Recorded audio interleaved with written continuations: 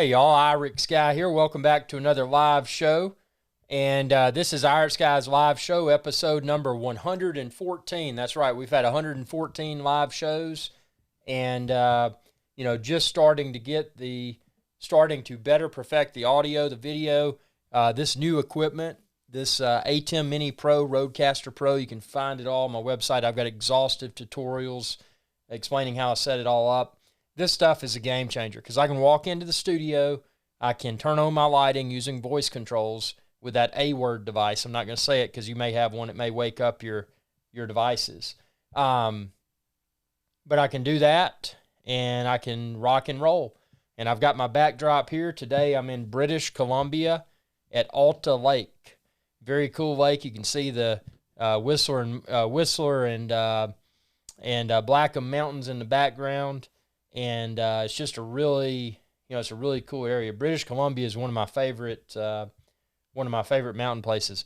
Hybrid Life, welcome aboard, sir. And since you're here, I'm going to give you a celebratory didgeridoo blow.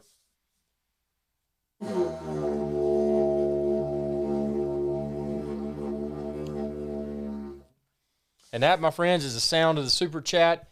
Anytime a super chat comes through, you will hear this erupt. If we get through $100 US during a single live show, I will break out the tribal drum. So stay tuned for that. So we got Hybrid Life. How's stocks and watches going? Do you have your equipment yet? Are you ready for a live show? What the heck? Let's talk some stocks during this show. I mean, why not? But I'm ready. I'm ready for your show, your live channel. So give us an update on that, Hybrid Life. Jake Eve says, hi, I'm always here with my sisters and girlfriend. There you go, man. Tuning in, keeping it real. And obviously for Jake, there's a celebratory didgeridoo blow. And again, if you're a super chatter, this will go off. But for the loyal long-term viewers, they get one celebratory blow.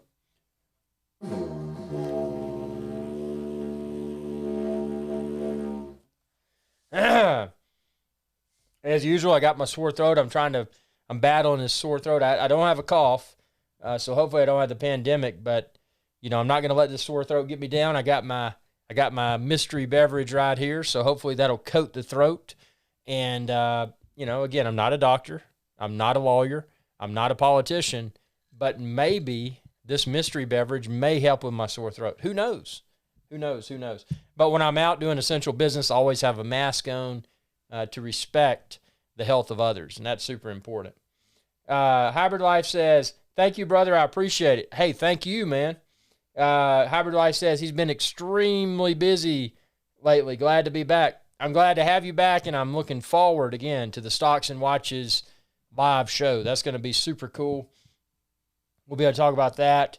And also, on a side note, Eloke, the privacy-centric social media network. I was talking to the founder and lead developer of Eloke, Rob, and he's got some big updates he's going to have for us here in the next few weeks or so. Jake says, "Oh, I hope you aren't getting a cold." I'd be happy with a cold, man. It's not the cold I'm worried about. It's that COVID-19. That's what I'm worried about, man. I'm sick of it. Like I said, I don't even turn on the news. I don't turn on the news because the news is just negativity. There's no reason to watch the news. If there's a storm, I'm going to hear a tornado siren. If there's a hurricane, I'm going to hear a hurricane siren. If there's something else going on, I'm probably going to hear, who knows, explosions or whatever. Who knows? So, there's ears and there's eyes. You can hear stuff, you can see stuff. If something's going down, you're probably going to be aware of it. There is no need. I have zero need to watch the news. I hate the news. I despise the news because the news is not news. It's just a bunch of, I don't know what you want to call it. Hybrid Life says, yes, he's excited. Dude, you got to be excited, man. That's the thing about these YouTube adventures, man. You got to gear yourself up, and you got to get prepared to rock and roll. Something I'm excited about, man. I've been getting super fat because of this pandemic. I got my Bowflex Select Techs in finally. I don't have my bench yet. I'm ordering a bench. I'm going to get a flat, decline, incline combination, but I want to get a good one. I don't, you can get online and order a bench, and the thing will break, and that's unsafe. I want a bench that's high quality, so I'm waiting to pick one of those up. Hybrid Life says news is no good, fear mongering. Yeah, fear mongering. That's all it is. It's just fear mongering, fake news. All they're doing is just spreading that fake news they're doing it for a reason. Number one, they want to stir up conflict. So, they're stirring that up on their, on their social media sites and whatever. They're stirring up conflict. They're doing a good job with that. And ultimately, the conflict that they're stirring up, the hidden agenda with that is that they're, conflict creates views. So when you get more views and, you're a news station or whatever, you're getting, you're getting more views. When there's more views, the perceived value of that news network increases, which means when perceived value increases, then boom, you've got, you're right, fear sells. So, you got more perceived value because you got this conflict. It doesn't matter what people are talking about. You post something, you can post something intentionally just for the sole purpose of stirring up conflict, and people will comment. Everybody that comments is, fueling that fire. Everyone that says something controversial, there's a response, and that's also controversial. So it keeps people coming back, and it just creates this sandbox of negativity. And it's not all negative. Some people have positive opinions, but others have negative opinions, and ultimately not everyone agrees with everyone else's opinion, so it creates, continuous conflict. And that's what news is about. News used to be the reason that media outlets were created because they wanted to inform the public of what's going on without any sort of bias.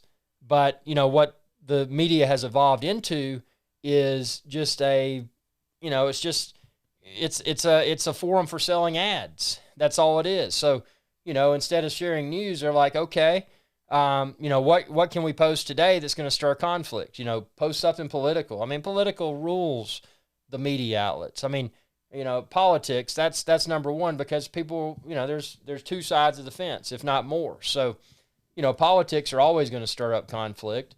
And then they get into, all of these controversial topics. I'm not going to get into any of that. I don't even want to give the media credit for doing what they're doing, because they're just, they're doing a good job. The media are doing a good job selling ads, but, they're, it's just horrible. As someone that's trying to relax, someone that's trying to stay informed, someone that's just trying to enjoy life, turning on the news is a negative experience. And there's people that love it. There's people that's the highlight of their day, getting into those forums and commenting on the news media's post. And, that's just not me, dude. I'm all about having fun, having adventures, and making money.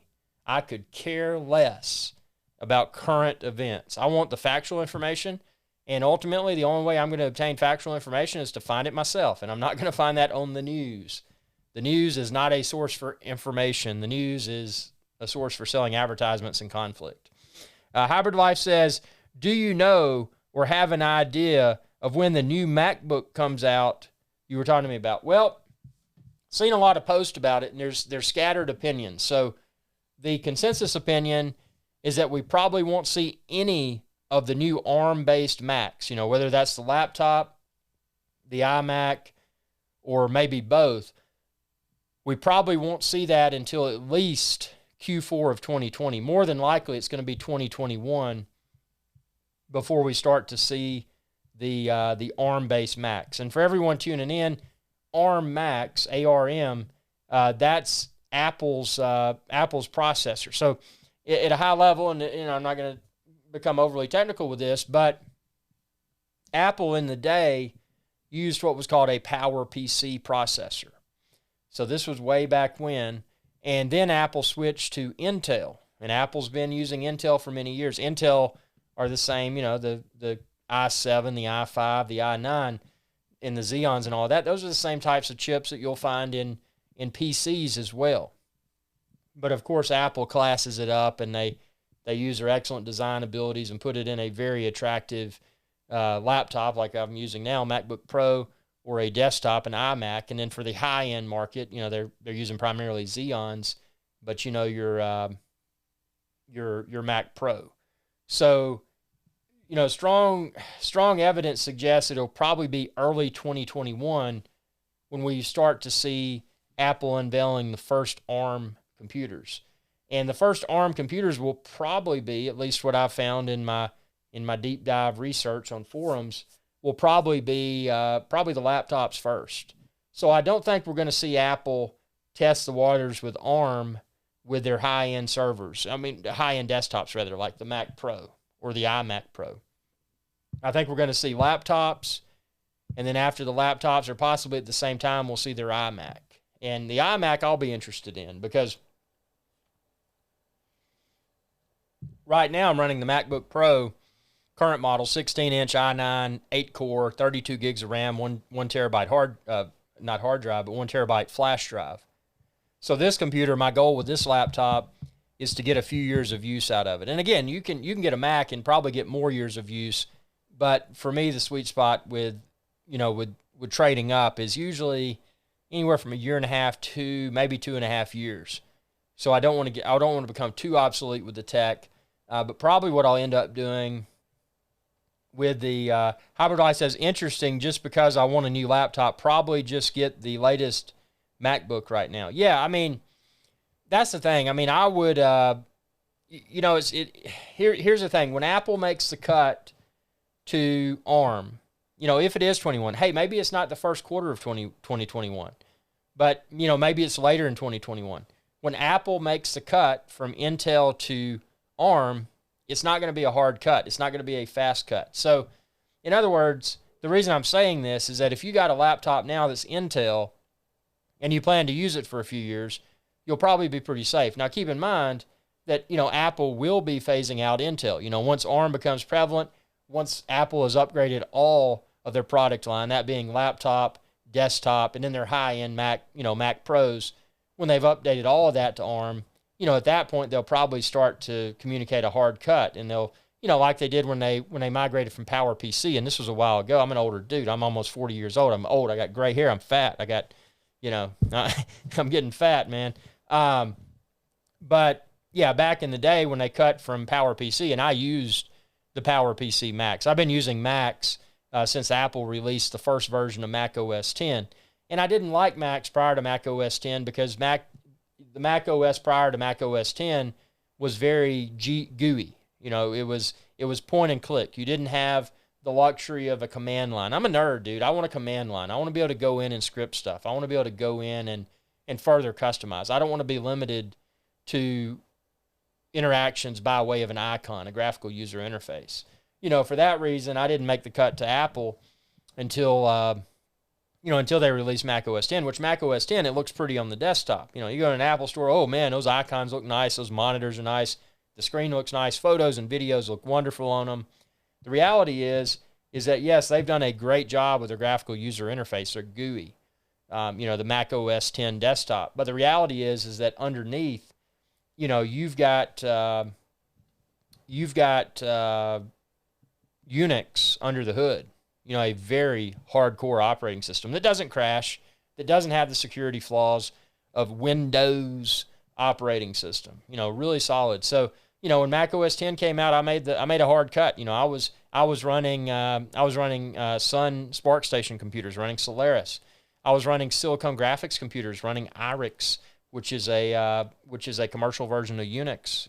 It's vaporware now, but and I was also running Linux and FreeBSD.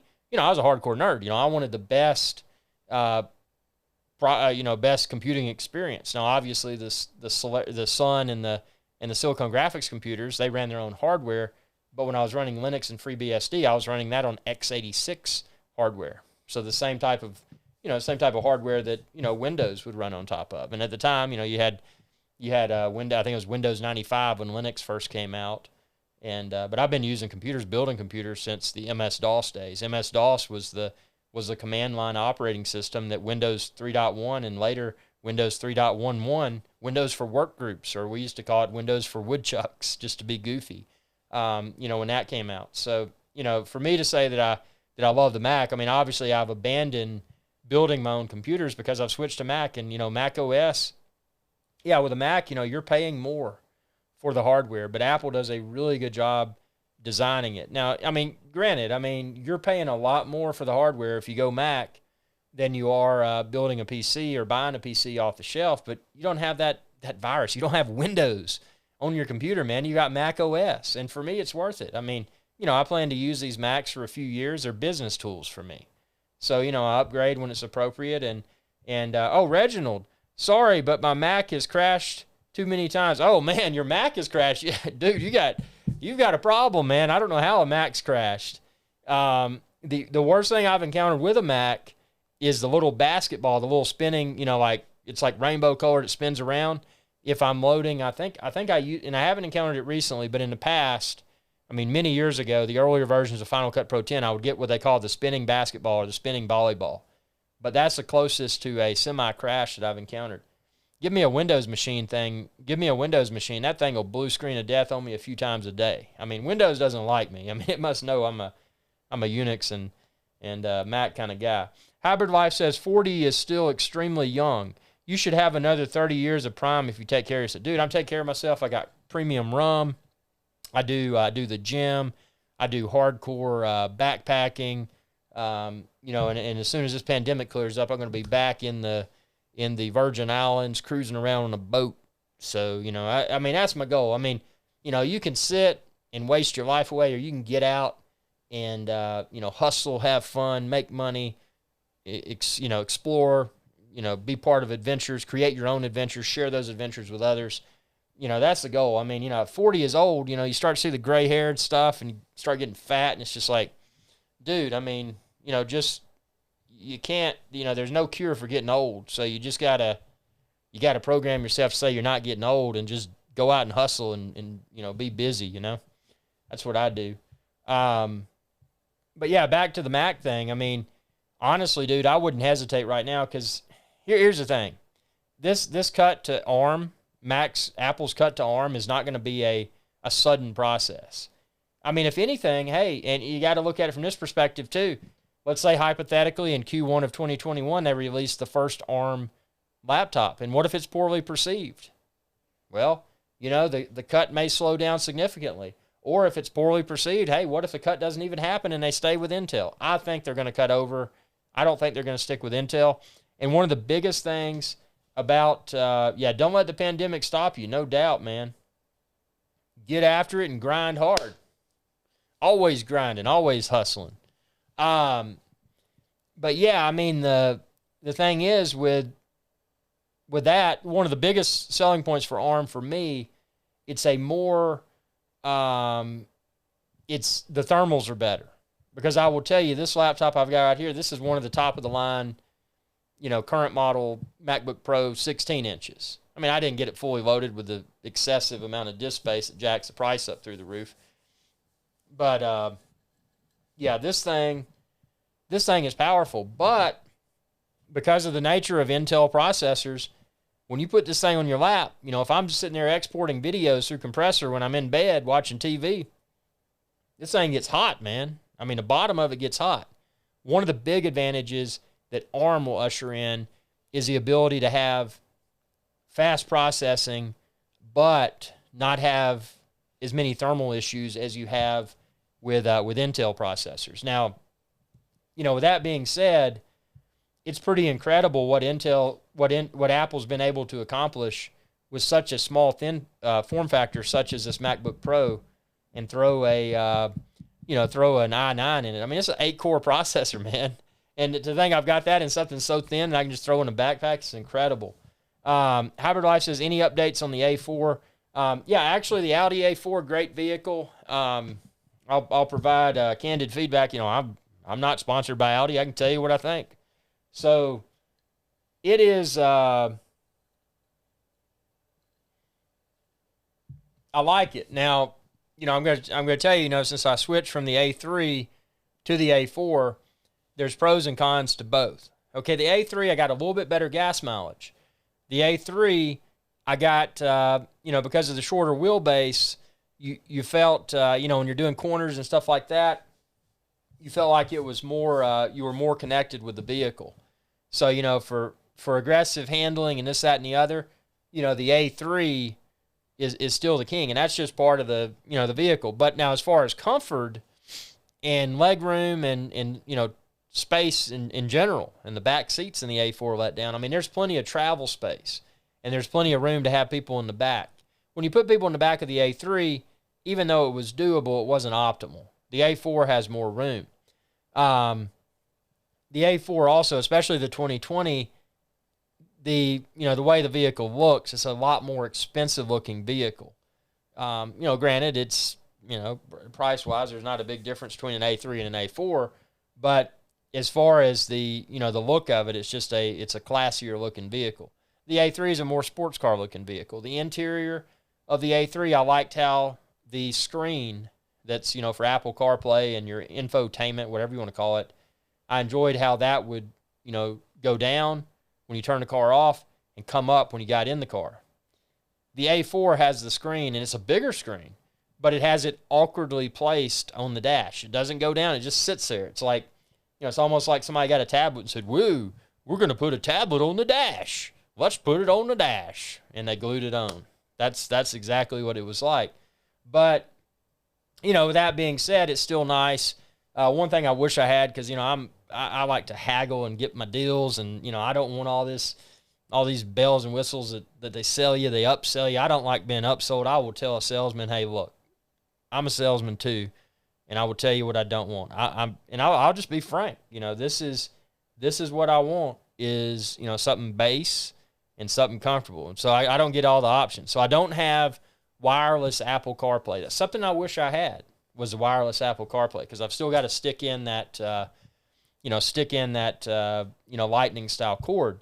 But one thing I do like about the A4 is that, and I don't know why they didn't do it in both spots, but the 2020 A4 in the glove box, or the little thing in the middle of the armrest, they've got a USB-C that you can use for CarPlay. So I got a very short USB-C cable, so I just plug my phone into that, throw it into the thing under the armrest, and that way I don't even have my phone out when I'm driving. I've got everything through the Apple Car interface on the big screen.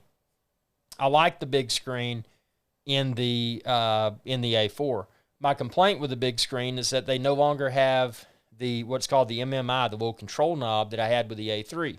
So that was kind of like a mouse of sorts. You could turn it, you could navigate the menus on the screen, you could push to select.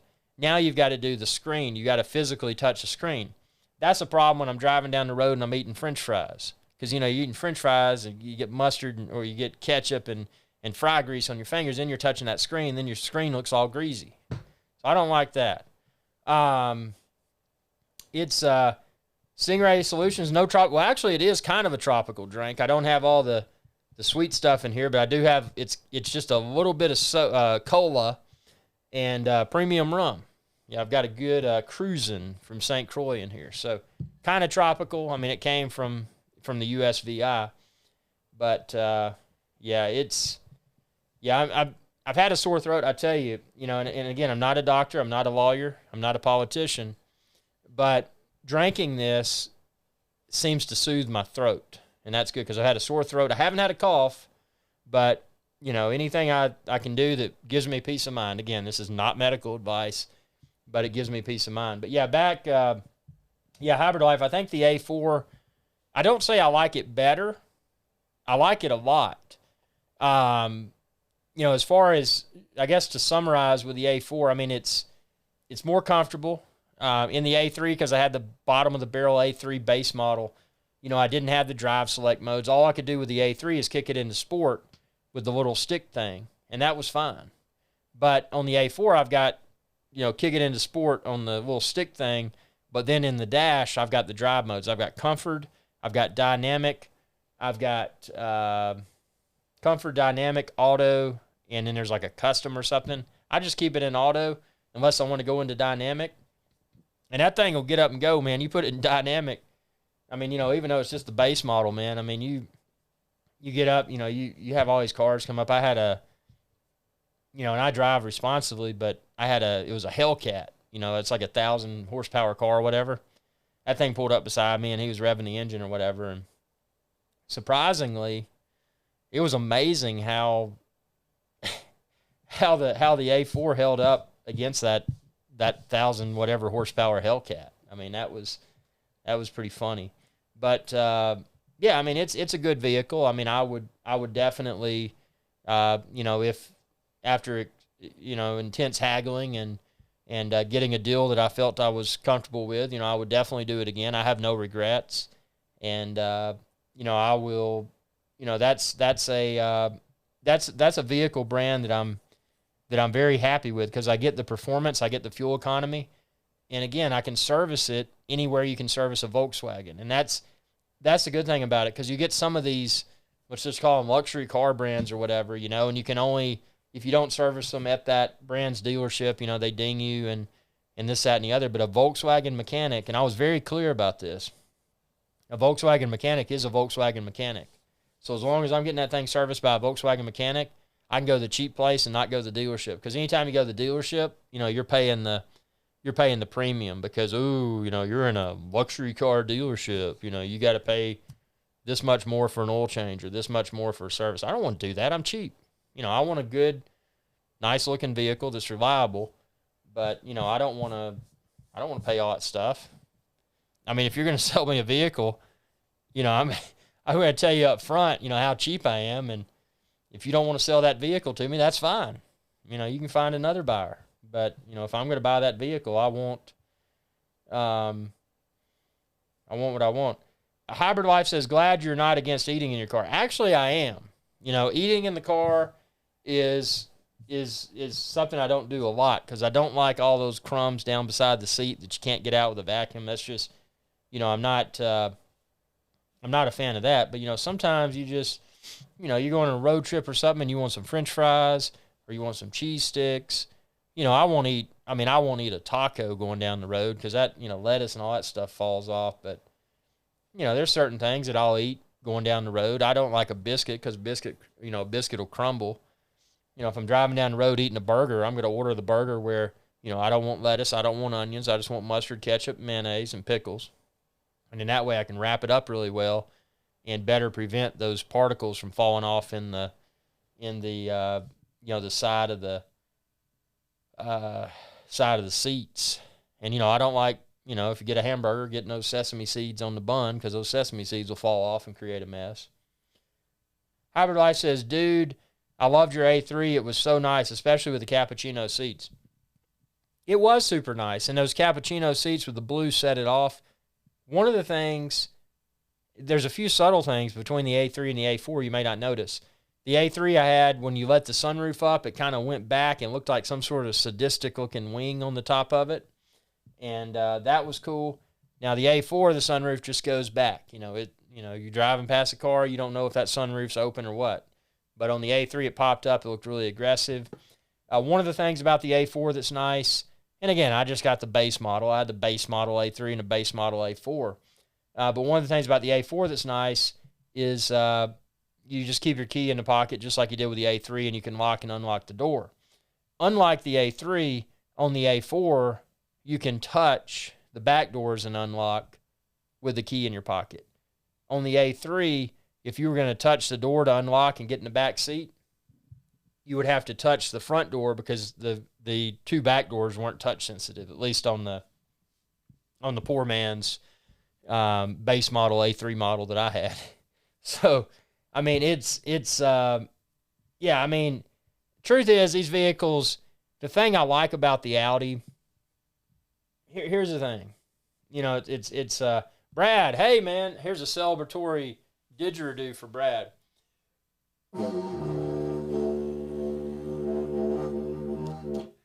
And for everybody else out there, if you don't know what this is the sound of the Super Chat. So if you choose to Super Chat, and you can click that Super Chat link within the video comments, if you do that, I'll do a sound of the Super Chat for you.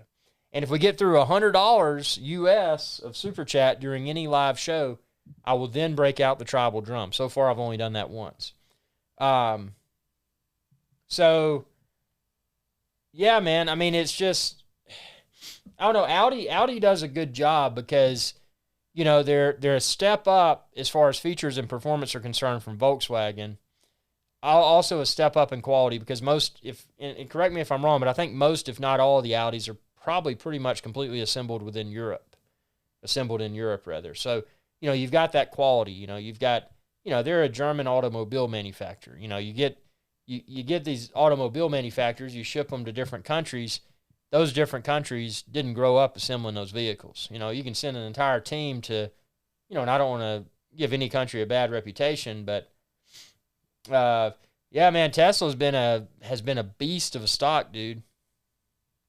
I've been playing, speaking of stocks, I've been playing just the really bottom of the barrel pink sheets. I've been playing custodial plays.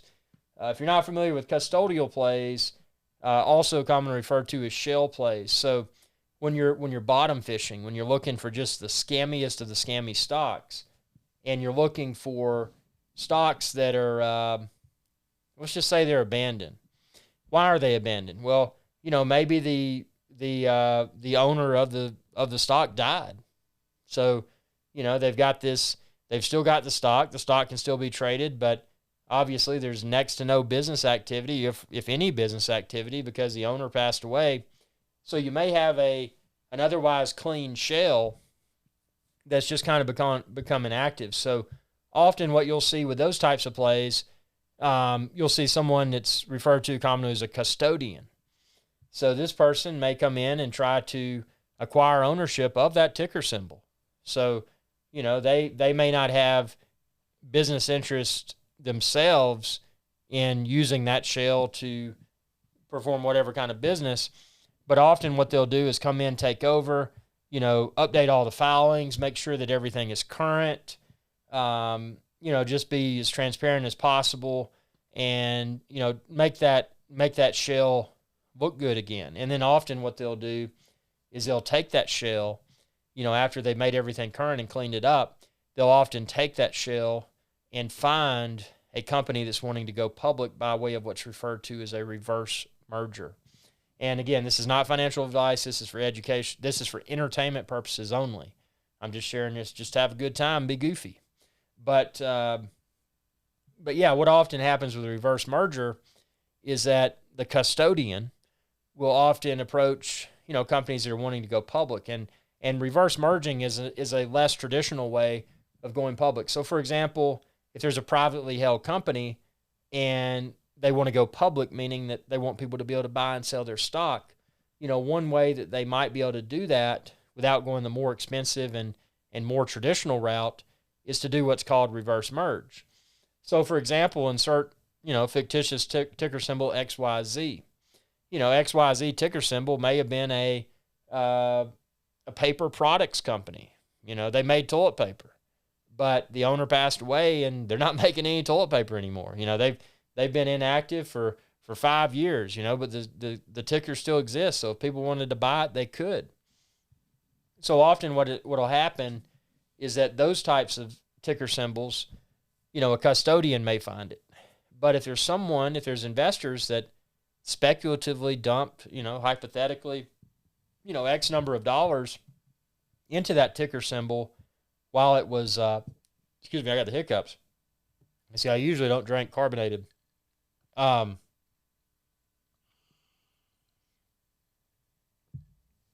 people that may have, purchased shares of that company while it was, somewhat inactive, hypothetically, they could have accumulated, if this is a 000 stock, let's say it went down to 0001 on the ask. Hypothetically, before commission, someone may have thrown $100 at it at 0001 and gotten, before commission, 1 million shares, which sounds like a lot. But, if it takes volume for price to change. So those are risky moves. But, there's a lot of people that will try to find these dormant shells and just throw some money at it. I mean, I've got some shells that I've had for over 10 years that haven't moved. And, there's some of them where I've got millions of shares. And they haven't moved because there's no pump, there's no official news, there's no activity. And it takes volume for a stock to move, whether that's up and or down.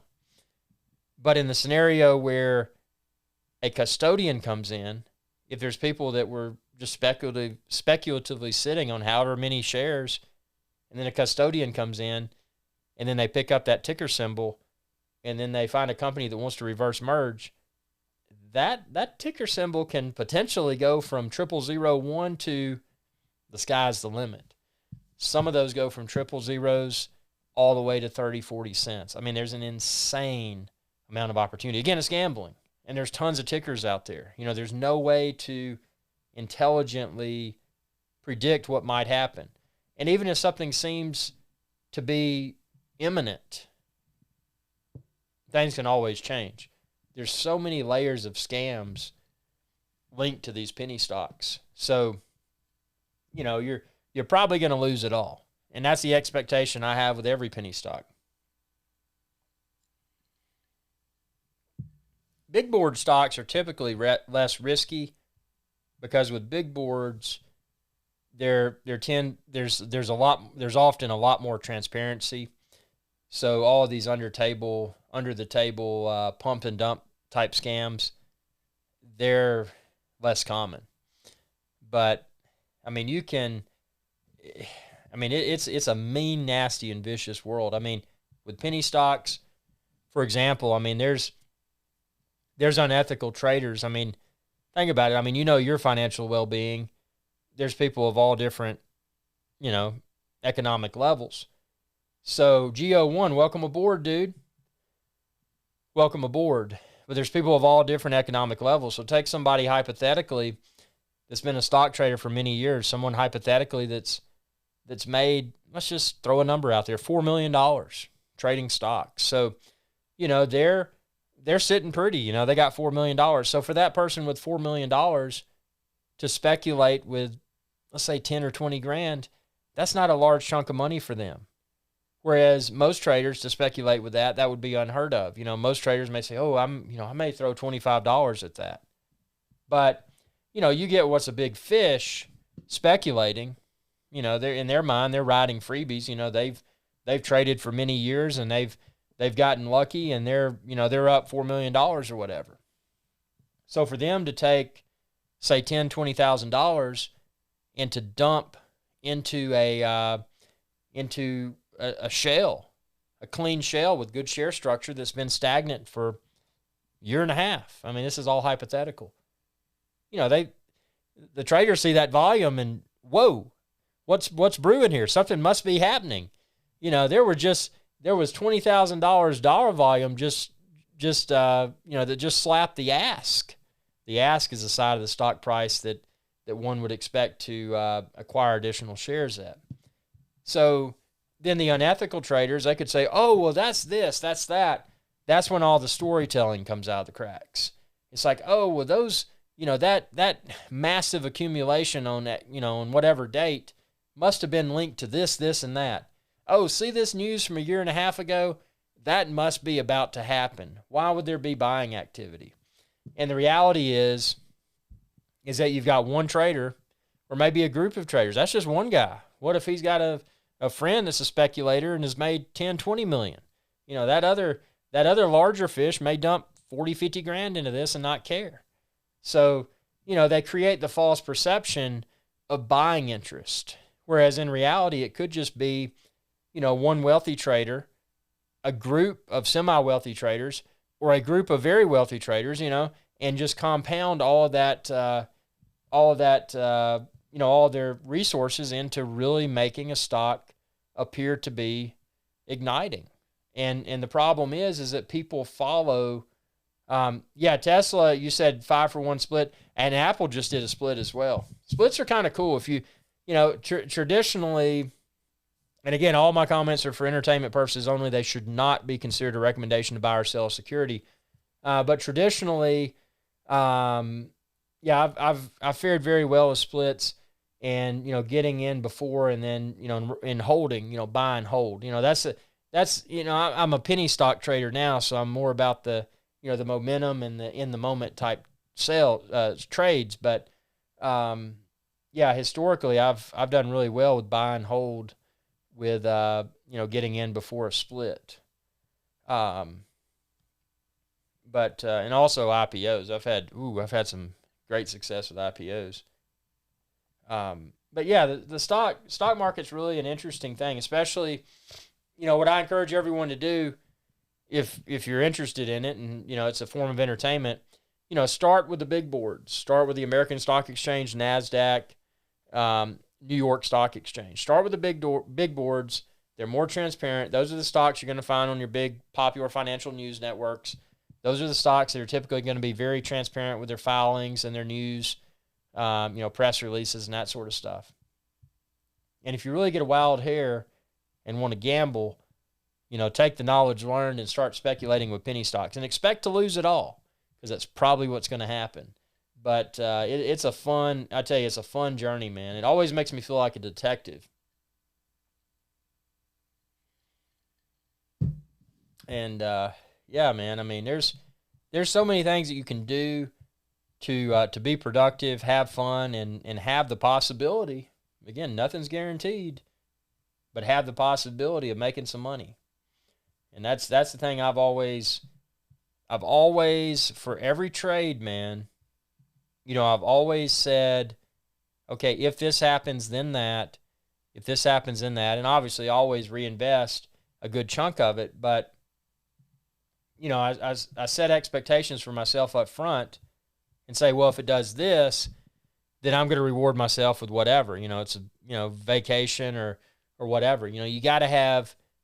That's the problem. I've seen a lot of traders fall into the trap of they're just trading just for the sake of trading. They don't really have any sort of short-term and or long-term goal. If you're going to do this, if you're going to do it, you got to take profits, man. You got to treat yourself. And it's not saying you hit your first big penny stock and you make $1.5 million profit and you go out and buy a Lamborghini. I mean, I think that's a little bit excessive. Some people may do that, and that may be their motivator. And they may say, well, since I made $1.5 million on this penny stock, I think I'm going to cash out and, obviously pay your taxes and all that stuff. And, I think with the proceeds, I'm going to get, whatever. I like cars, but I like cars within reason. And, for that reason, I don't care how big the win may be. I'm not going to go out and buy something extravagant that's a depreciating asset. Now, to buy something extravagant that could appreciate, such as a nice condo, a nice house, in a desirable vacation location, something like that, that's something I would consider. But to throw it at a depreciating asset like a vehicle, that's just not my style. That's and again, personal preference, not bashing anyone that, that may be what drives them to trade penny stocks, but it's, oh, you got the spot. How do you like it, man? Does it perform well? Is it as small as you thought it was going to be? As small as it looked in the photos that you sent me?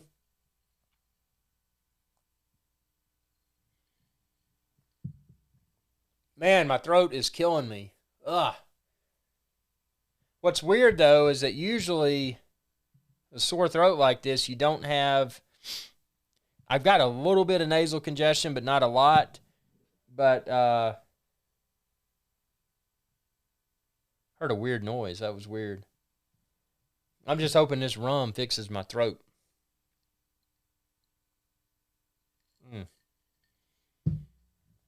That's not straight rum. That's rum and soda. Hello, Ed. Found a nice product for your drinks. Philippe. This is a celebratory sound of the super chat for Philippe and also for GO1. And for everybody else out there, if you're just tuning in, this sound of the super chat will erupt if you super chat, or if you're one of the fans, it's one of the viewers that's been a loyal super chatter.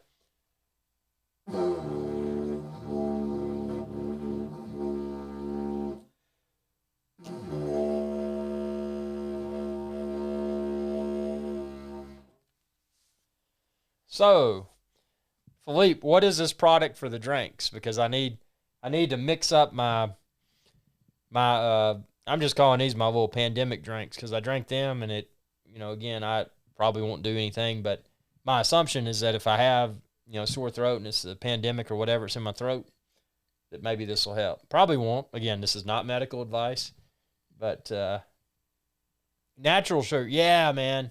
This did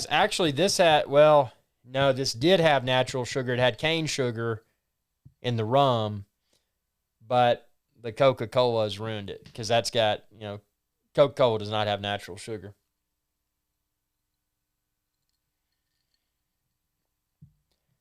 But yeah, with fruit drinks, man, like you're saying, with natural sugar, you get 100% real fruit juice.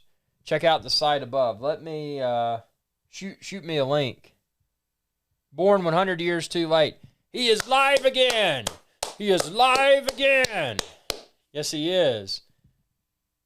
Born 100 years too late. Welcome back, man. So you were born 100 years too late. But what would be the case if you were born 100 years earlier than you were? What would be different? That's the question. So, the link, Philippe, the link didn't come through. I think my YouTube doesn't allow links. Let's see, because I didn't see the link.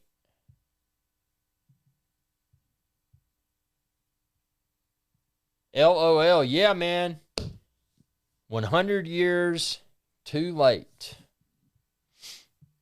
Were you 100 years too late, or were you 100 years too early? That's the, so, elaborate, discuss, tell us why. Why is 100 years too late so significant?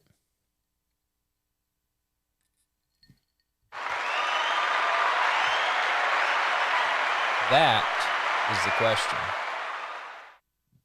That is a question.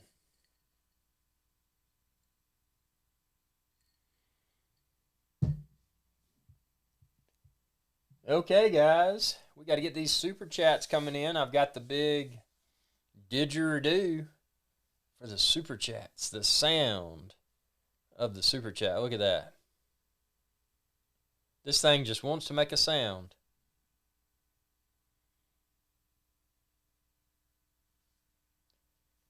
It's right here. It's waiting. It is waiting.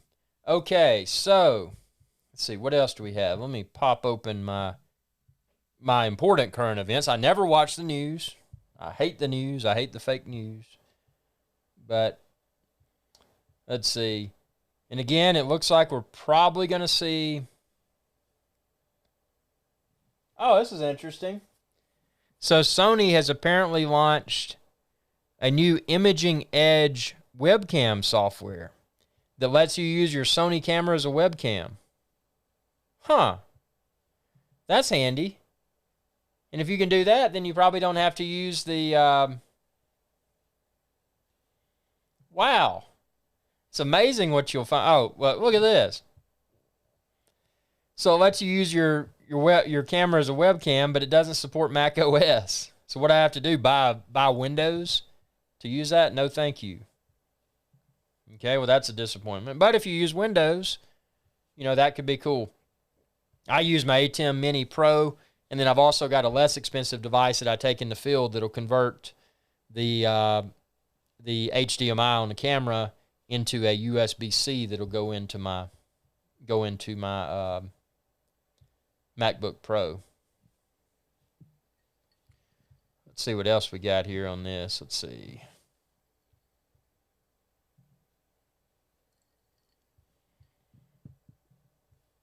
Other current events that are important. We've got I'm ready to see that A7 IV or A7 V, whatever they may call it.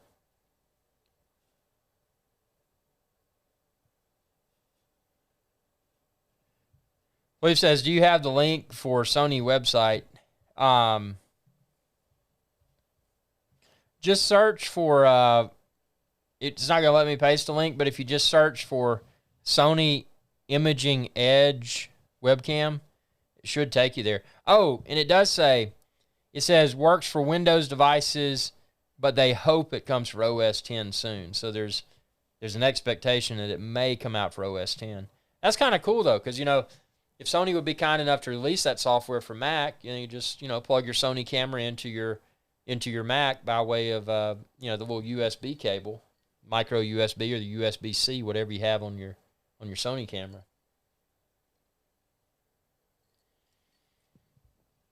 So yeah, that's kind of cool.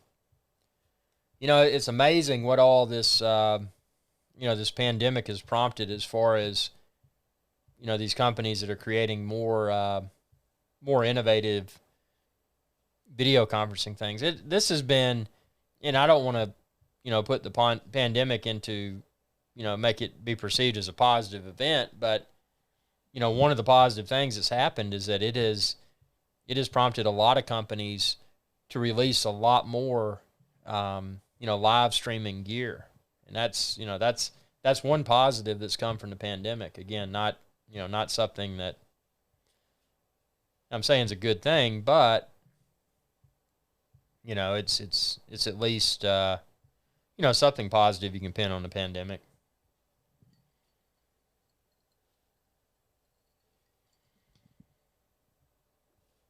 Let's see, what else do we have here? Got a ton of people tuning in.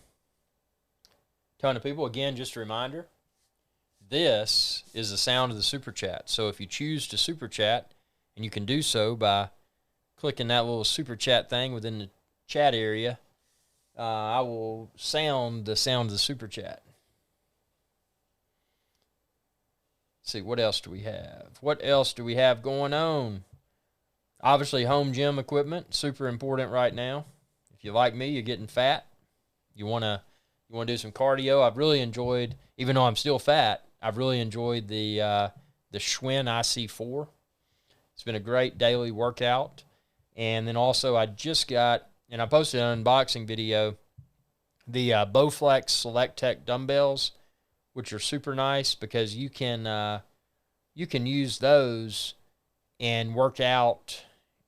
It's like having an entire rack of dumbbells, except you just select the weight you want, and it doesn't take up a lot of floor space. So that's super super important because you don't want to junk up your the inside of your house or junk up your garage. You just want something that's very out of the what's the word for it? Something that's out of the way while it's not in use. So, those are super cool. I've got to find a bench. I had the Bowflex bench on order, and then I'm like, you know what? This thing's on back order for X number of weeks. I'm like, I'm going to pick up another bench. So I've got to find a good bench that I can, preferably one that would fold up while it's not in use, but one that also offers the decline option and something that's sturdy. I don't want a bench that's going to break on me because that could be very dangerous if you're working out with heavy weights and the bench breaks. So I don't want to spend not enough and get something that's poor quality, but I've got to find that sweet spot.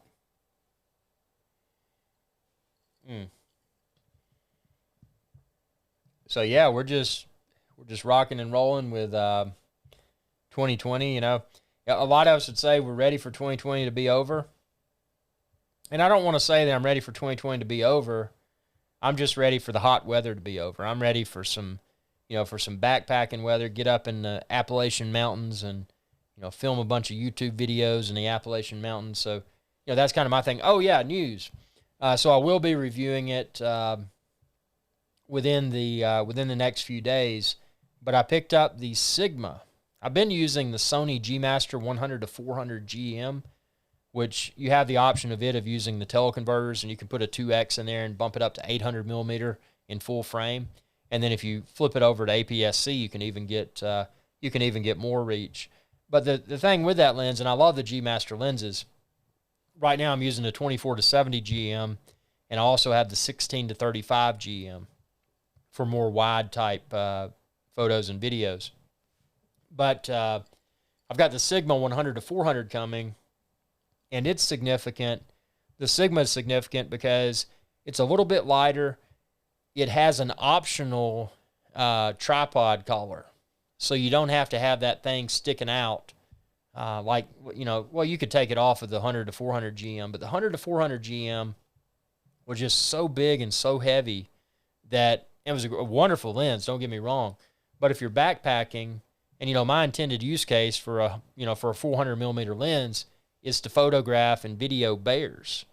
And, you don't, when you're backpacking where the bears are, you don't want to have to carry all of your backpacking gear plus just a super big and super heavy lens. And for that reason, I think that the Sigma 100 to 400 millimeter that's made for the Sony E-mount system, Sony full frame, I think it's going to be a really cool lens. So I'll be unboxing and reviewing that, and hopefully bringing y'all a ton of wildlife videos, most importantly bears and other dangerous animals.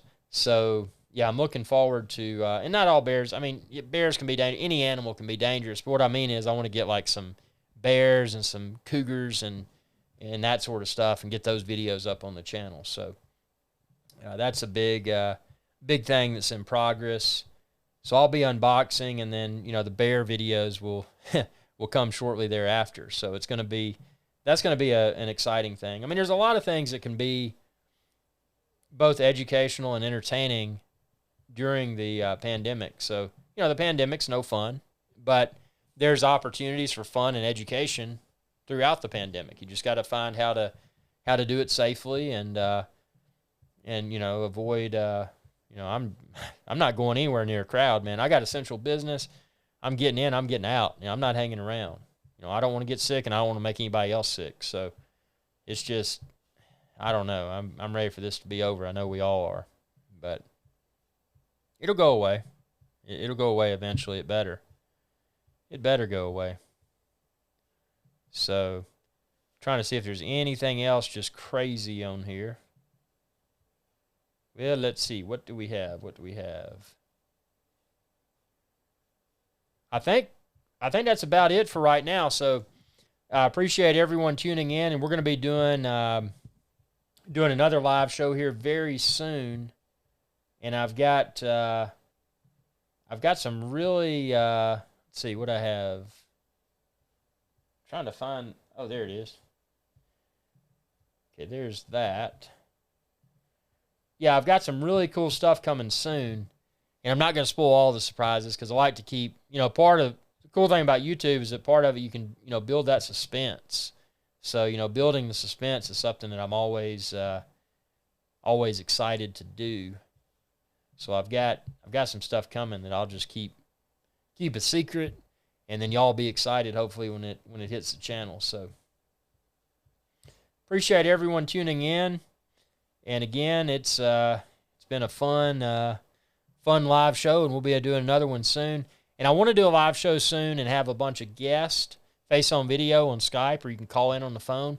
So if you're interested in that, just shoot me a message. Best way to get me is facebook.com/IrixGuy, and I'll keep a queue of people that, or a list of people that want to join, and then I'll try to find a showtime that works for all of us, and I think that'd be really cool.